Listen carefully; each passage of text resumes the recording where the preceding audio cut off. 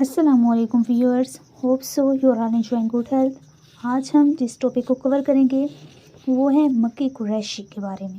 First of all हम इसके introduction को कवर करेंगे, फिर हम उसके इम्पोर्टेंट वर्क्स को देखेंगे, फिर हम उसकी पोइम को एनालाइज करेंगे which is Christmas letter to my sister, and then we will see the styles और the techniques which he has used in this poem, and in the last we will see the themes which are falling in this poem. So let's start. Makki Qureshi born in 1927 in India city Calcutta, but she spent most of her time in India city Ranchi. Her mother name was Shirin Waka and she was from Germany, इसलिए वो ज़्यादा Germany जाती रहती थी। And her father was professor in Germany university. And मक्की Qureshi shifted then to Karachi, and after partition she remained there. And next is she had been remained associate professor in Department of English at Karachi University for 30 years. And the most important, and she was patient of polio. She was handicapped and she was patient of polio. So we can see this was a hurdle for her in life. And next we see that she was Zoroastrian by religion. Zoroastrian are those who worship fire, mean Parsi people. ठीक है। और अगर हम ethnicity की बात करें ना Parsi people की, they're ethnically originated from Iran. And जब इनका रिजाइम या जब इनका दौरान या ईरान में कम होने लगा या ख़त्म होने लगा या उसको ज़वाल आया, तो फिर ये लोग इंडिया की सिटी में आए। They shifted towards India and towards Pakistan. इसलिए हम देखते हैं कि there is a lot of influence of Pakistan and India cultures on them, so their names resemble so much with Pakistani people. Mean Makki Qureshi, it seems that it is some Pakistani poet. And there is a nephew Hanif Qureshi who was a great playwright, and he had been remained a great British. He had been remained a great playwright, and he won a great name in Time magazine. He had been remained in top 50 great British playwright since 1945. ठीक है। तो अब मक्की कुरैशी को हम देख लेते हैं। ये हम कि वो क्या थी। मक्की Qureshi, the most important thing about her is that she is the first female poet of Pakistan in who wrote poetry in English for the first time. Mean she was the lady who wrote poetry in English language for Pakistan. She was first in it. And she was Zoroastrian by religion, and Zoroastrian people are very much liberals, mean they adopt the tradition and culture of that place where they live.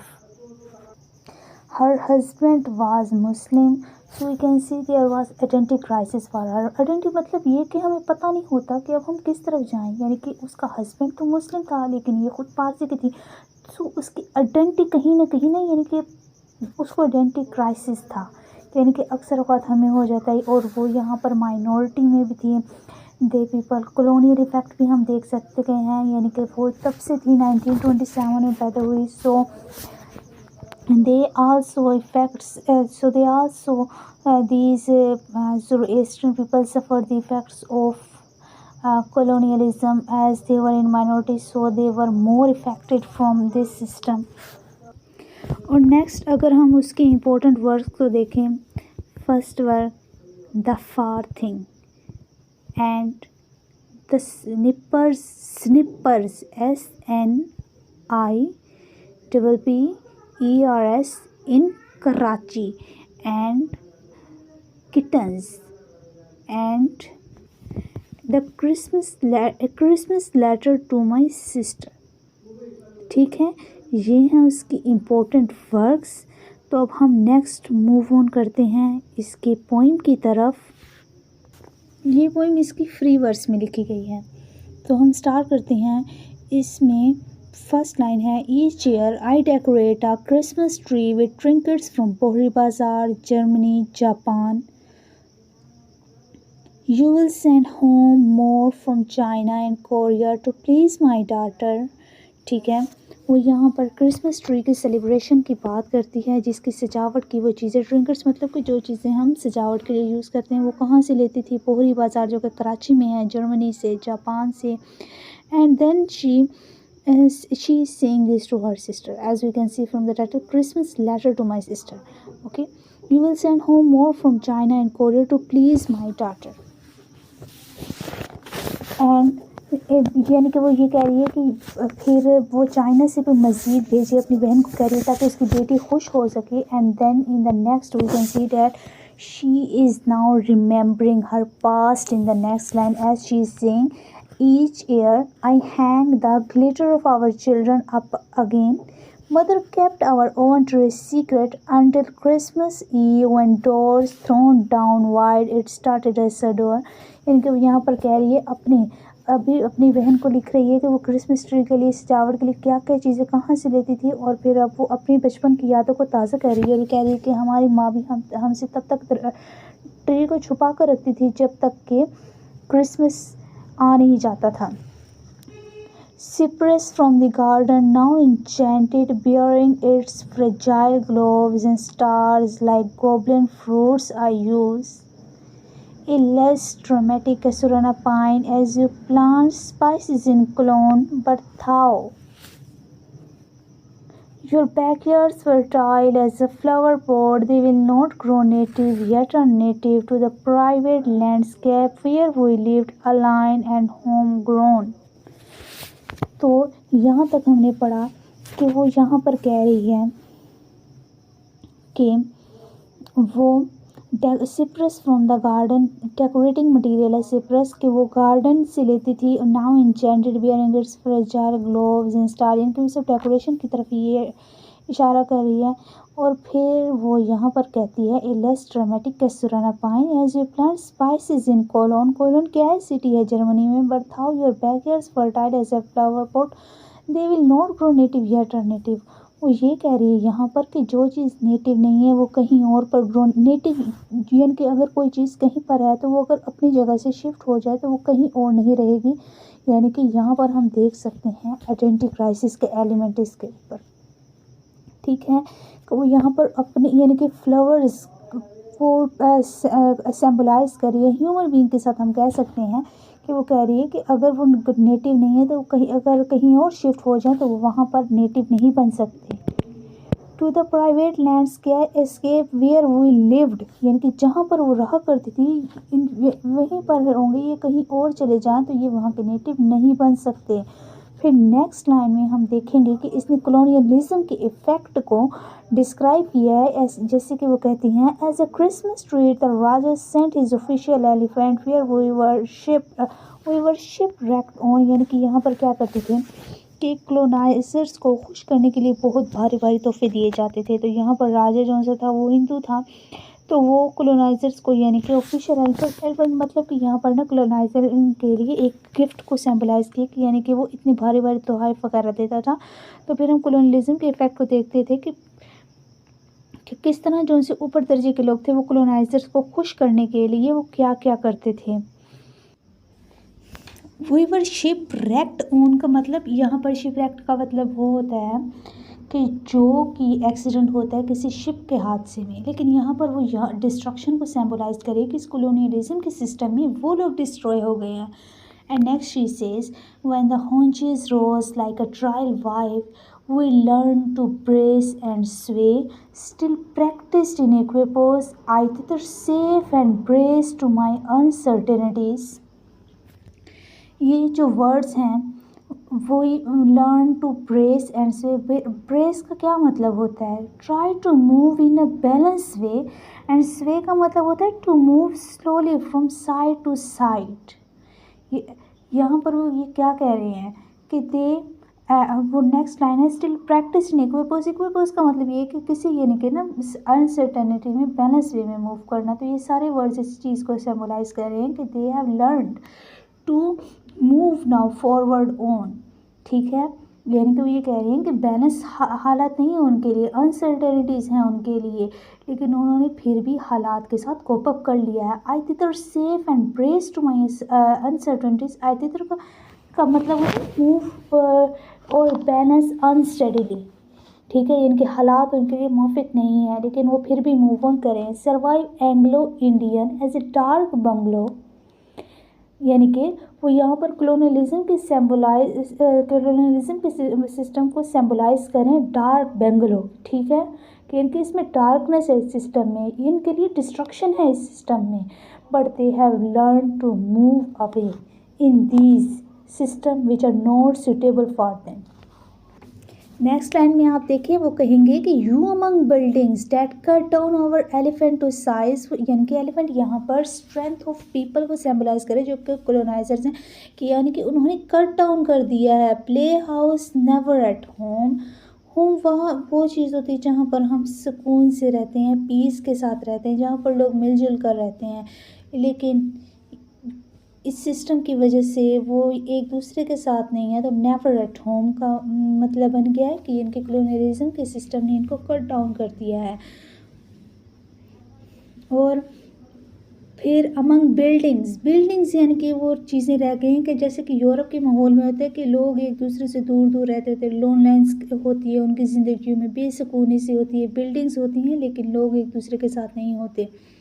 तो ये वही चीज़ symbolize कर रही है। फिर next कहती है कि always the long repeated journey is looking for something you have left behind, यानी कि इंसान हमेशा से लंबे और बार बार दोहराने वाले सफ़र से इंसान अपने पीछे बहुत कुछ छोड़ता है। यानी कि जर्नीज इंसान आगे एक करता जाता है लेकिन पीछे बहुत कुछ छोड़ता जाता है। जैसे कि हम ये अब देखें तो हमने भी बहुत कुछ छोड़ा होगा, जैसे जैसे हम आगे मूव ऑन करते जाते हैं, नए लोगों से मिलते हैं, बहुत सारे पिछले लोग हम छोड़ते जाते हैं। तो ये वही चीज़ यहाँ पर कर रही है।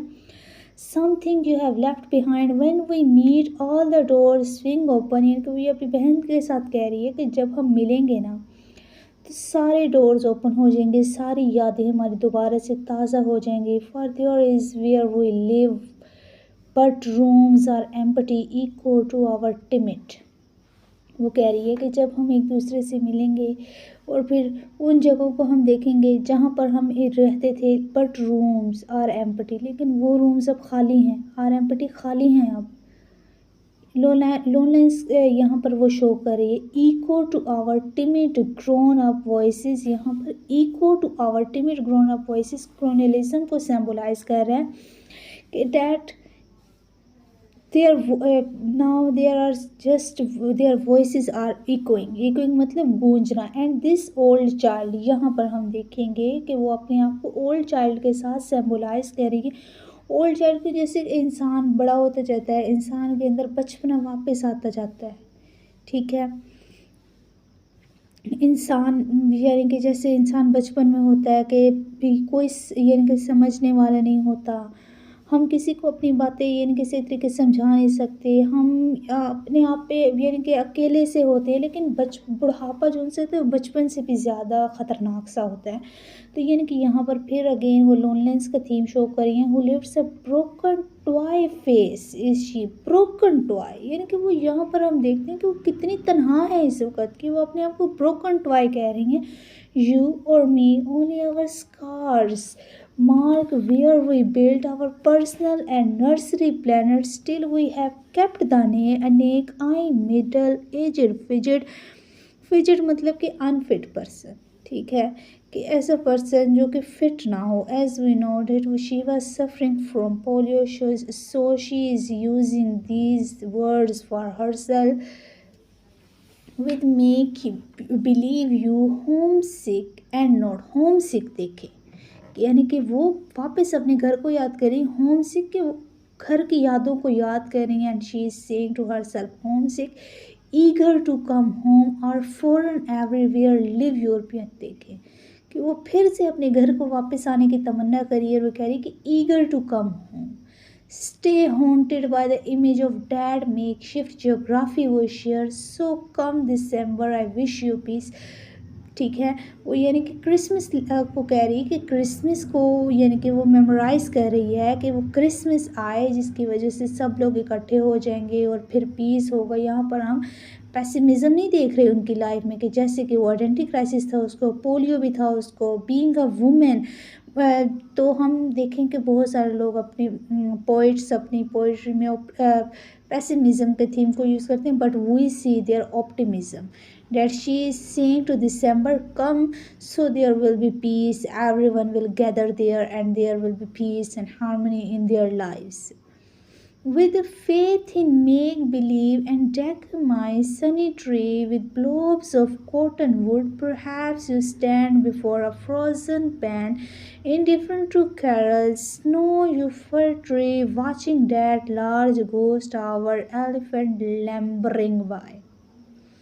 यानी कि वो कहती हैं कि दिसंबर को कि तुम आओगे तो बर्फ़बारी होगी और फिर फेस्टिवल्स के माहौल की वजह से मेरे लिए खुशी का समा होगा, मेरी तन्हाई दूर हो जाएगी, मैं खुश हो जाऊंगी और फिर खुशी से कैरल्स गाऊंगी। कैरल्स क्या होते हैं? जो कि ईसाइयों के गीत होते हैं।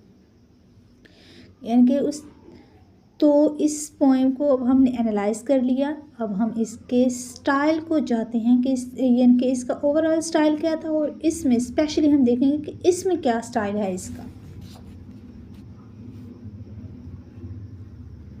तो स्टाइल क्या है इसका? Her style is always free verse. Free verse is that form of poetry which has not an rhythm and does not follow any metrical scale. ठीक है, क्रिसमस लेटर में भी हम यही ऑब्ज़र्व करते हैं कि उसका फ्री वर्स है स्टाइल। फ्री वर्स स्टाइल का मतलब क्या है यहाँ पर यूज़ करने का? That she is focusing more on content rather than style। Means she wants to convey her ideas by not focusing on the style but focusing on the content. So this is use of free verse। In her poem we see that how beautifully she has conveyed many ideas। हमने देखा कि उसने कैसे बहुत सारे ideas को convey कर दिया, कि लोनलीनेस के थीम को भी उसने जाहिर कर दिया, अपने आइडेंटिटी क्राइसिस को भी जाहिर कर दिया, कॉलोनियलिज्म के थीम को भी जाहिर कर दिया, कैसे वो लोग यानी कि शिपरैक्ट हो गए थे, कैसे वो लोग उन्होंने इस वक्त में मूव ऑन करना स्टार्ट कर दिया था। तो जी Maki Kureishi is one of the most eminent and distinguished poets. Eminent मतलब मुमताज़, शान और शौकत वाली। She is prolific writer. Her poetry is not contented only in Pakistan but in entire universe. Her each glazing and entrenched words displayed a diverse meaning and a distinct essence. The way she raised awareness of trivial social predicaments is remarkable। कि हम इसमें भी देखते हैं कि उसने कैसे छोटी छोटी यानी कि मामूली सी मसाइल को भी उसने यानी कि रेस किया है। कि जैसे यहाँ पर कहती है कि लोग यानी कि अब एक दूसरे से दूर हो गए हैं, अब सिर्फ बिल्डिंग्स रह गई हैं, लेकिन और नेवर एट होम यानी कि पीस नहीं है, अब हार्मनी नहीं है वही चीज़ लाइफ में। तो इसने इस चीज़ों को भी सिम्बलाइज किया है, इस चीज़ को भी इसने रिप्रेजेंट किया है अपनी पोइट्री में। हर wisdom is so unique that she came up with such brilliant ideas to put forward the dilemmas of society। अब हम next element is that she mostly published in the form of anthologies। Anthologies क्या होती है? Collection of literary works chosen by the compiler, and it may be a collection of plays, poems, short stories, songs by different authors। अब purpose क्या होता है anthology का? To provide the potential reader with easy access to wide range of literary works on a given theme। यानी कि readers जो से वो आसानी से किसी भी चीज़ की तरफ यानी कि जा सके। जब चीज़ों की कंपाइलेशन होगी, कंपाइलेशन मतलब कि इकट्ठा हो जाना किसी चीज़ का, जब वो होगी तो वो आसानी से उस जगह पर यानी कि उस चीज़ को असेस कर सकेंगे। नेक्स्ट एलिमेंट हम इसमें देख लेते हैं नोस्टैल्जिया का। नोस्टैल्जिया का मतलब कि टू रिमेंबर द पास्ट, यानी कि रिमिनेंस करना पास्ट को। And Next is element of expatriate. Expatriate is a person residing in a country other than their native country. ठीक है, एक्सपेट्रिएट की स्पेलिंग है EXPATRIATE. ठीक है, यानी कि जो अपनी कंट्री में ना रह रहा हो, कहीं और रह रहा हो.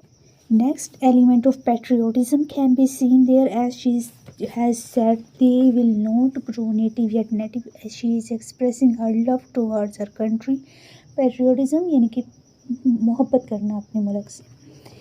And next we have seen that there is a lot of influence of colonialism in this poem, that she is describing the effect of destruction there, that we were shipwrecked यानी कि through. And next she has used many words that they have learned how to cope up with the environment, how to move steadily with the uncertainties. So so from this we can see that she is describing the effect of colonialism. And then we can see melancholic style there. melancholic मतलब कि sadness का style, कि जैसे कि वो बताती है कि feeling loneliness है, कि वो she is eager to come home and home sick word से. और फिर यहाँ पर pessimism का भी optimism भी हम देख लेते हैं कि वो दिसंबर को कम आने की wish. She is saying come December, she is wishing for December to come so that everyone will be there at that moment and she will enjoy. And next we can see oxymoron in her poem, as she has said old child. और oxymoron क्या होता है कि जब हम ना दो opposite चीज़ों को साथ मिला लेते हैं, जैसे कि ओल्ड और चाइल्ड, ये दोनों एक दूसरे के ऑपोजिट हैं, तो ये यहाँ पर हो गया. और फिर सिम्बोलिज्म का भी हम इफेक्ट देख लेते हैं इसमें, कि वो अपने आप को एक ब्रोकन टॉय फेस के साथ सिम्बलाइज कर रही है. ठीक है, तो नेक्स्ट अगर हम इसके थीम्स को देखना चाहें, तो थीम्स हैं इसके कि she is remembering the past, कि हम स्टार्टिंग के लाइंस में देख लेते हैं कि वो कैसे कहती है कि हमारी अम्मी हमारे लिए ऐसे इस वो दरख्त को छुपा कर रखती थी अनटिल क्रिसमस ईव. और फिर वो माइग्रेशन के इफ़ेक्ट को भी यहाँ पर डिस्क्राइब करती है कि दे will not grow native yet native. और फिर वो कलोनियलिज्म के इफ़ेक्ट को भी डिस्क्राइब कर रही है यहाँ पर, कि थ्रू कलोनियलिज्म भी ऐसा थीम आ सकता है कि उसने बहुत सारे इफ़ेक्ट्स कलोनियलिज्म के बताए हैं. और फिर नेक्स्ट है लोनलाइंस, के वो यानी कि वो लोनलाइंस भी फील कर रही है as she was suffering from polio, so she was unable to move from here and there easily. So there we can see that she was homesick, eager to come home. And next, identity crisis is also there in her poem, in her many poems, and also in this poem. And effect of migration can be seen there. So these were the themes of this poem. Hope so you have understand it. If this video is beneficial for you, then please do subscribe. Thank you.